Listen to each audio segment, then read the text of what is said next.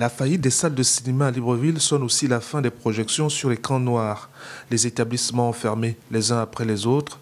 Du bon vieux cinéma Le Gabon, il ne reste plus que ce bâtiment, témoin d'une histoire chargée d'émotions pour les anciennes générations.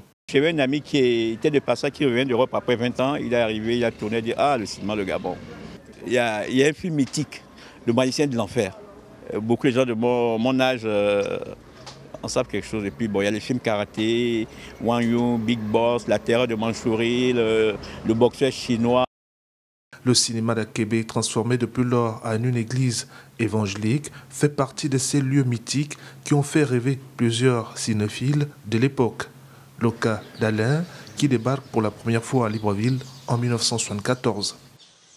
Et puis il y avait même des systèmes pour attirer la clientèle. C'est-à-dire qu'avec le Colgate, l'étui du Colgate, il faisait une séquence de coup double, vous appelez ça coup double, c'est-à-dire que vous achetez le Colgate et l'étui, vous amenez l'étui, et on vous faisait passer 2-3 films d'affilée.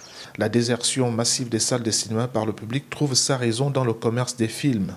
Fruit d'une piraterie bien organisée avec des producteurs chargés de dégoter les dernières sorties sur le net, de quoi affaiblir davantage l'effort de production locale avec les réalisateurs qui ont déjà du mal à vivre de leur art. C'est la passion qui nous anime. C'est comme une drogue. Notre métier est comme une drogue. Malgré qu'il n'y a pas de salle de cinéma, il n'y a pas d'encouragement, il n'y a pas d'avantage, il n'y a rien, des droits d'auteur, etc., etc.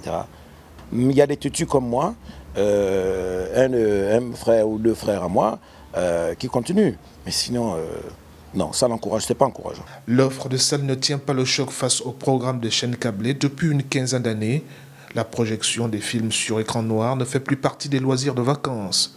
Le sport, la musique ou encore les voyages comblent difficilement ce déficit.